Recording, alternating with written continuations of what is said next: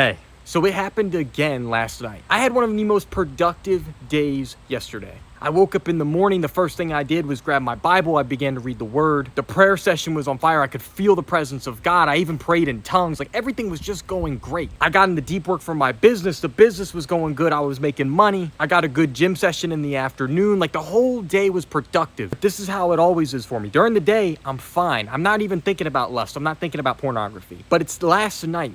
After I do my nightly prayers, I'm feeling good. I lay down, I'm tired. I scrolled for a few minutes, took a last sip of water, turned off my phone, and I just laid there, expecting to fall asleep. I'm not thinking about anything sexual. I'm not having any temptations, and then it hits me. And almost it was a bit frustrating because it was like I did everything right, and I still got tempted. And honestly, I'm at the point now where if I do fall into some type of lust, as I'm starting to do it, I already know that I'm gonna regret it. It's like, when you first start falling into it and you're not quite aware of how bad the sin actually is yet, you feel guilty afterwards. But I'm at the point now where it's like, even when I start to do it, there's some guilt. So I know I don't want to feed into it. It's something I don't want to give into. And that's when the reminder hits me. Rather than grabbing my phone and I could look up something crazy, this is an opportunity to show God how much I love him. That's what pops in my mind. You know, some of the most common advice I see online, which is really good advice, by the way, when it comes to struggling with lust or pornography, when you get tempted, is to flee. Right? Like Joseph and Potiphar's wife, you flee. And that's good advice, but a lot of people don't go into detail on what that actually means. So in Galatians chapter 5, it talks about either walking in the spirit or walking and gratifying the flesh, right? And you have to understand, these are almost like two sides of you that are at war with each other over your soul. Your soul is your mind, your will, and emotions. The reason you must flee is because the moment you try and resist lust and you try and combat it, you try and resist the temptation,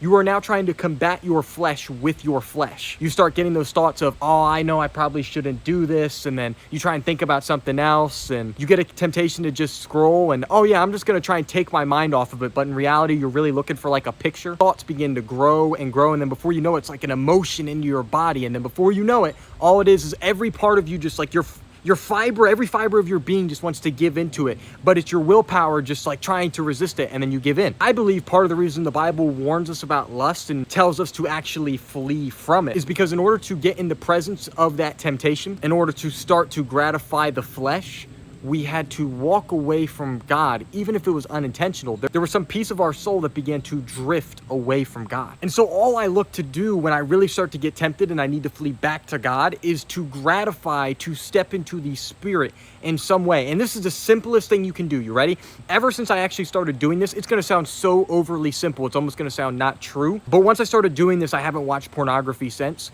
When I go to sleep, even if I listen to something as I'm falling asleep, maybe it's nature sounds, a sermon, whatever, wherever I put my phone next to me because it's my alarm, so I can't go put it in a different room, I wouldn't wake up, I just stick my Bible on top of it. So if it ever got to the point where I'm actually going to go look at something, where I was actually going to go through with giving into that temptation, the Bible is on top of the phone. And at that point, it's like, in order for you to grab the phone, you're going to have to grab the Bible. And there's just something in that mentality where it's like, you'll just turn on the light and begin to read the word. But it's an opportunity to show God how much you love him. Your words can be close, but your heart can be far from him. Since I've been on Christ-focused self-improvement and I'm building a business and all of that type of stuff, during the day, it's not even something I think about. It's not even something I struggle with. And for most young men that are really on Christ-focused self-improvement, they're trying to develop into a young masculine man. You hit the gym, you're working on businesses, you're working at school. You're really just trying to develop yourself into that like higher quality, higher echelon type of man. You don't really struggle with it during the day. It's not something that's that difficult to avoid.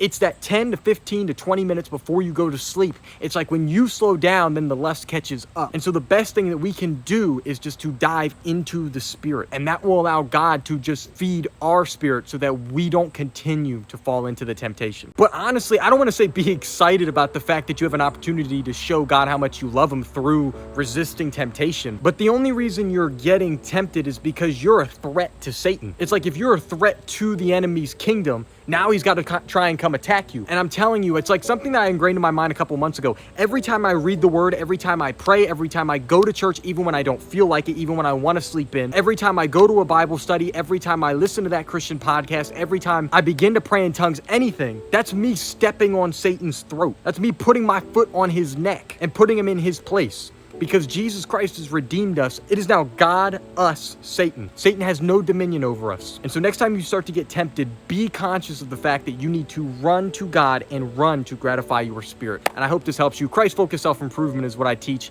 I'm trying to upload on YouTube every single day, so subscribe for more, like this video. Down in the description below, I have my free community, and inside there's a free guide on how to actually conquer pornography and lust, so you're welcome to get that. Like I said, I'm trying to post every single day, so I'll see you tomorrow. Peace.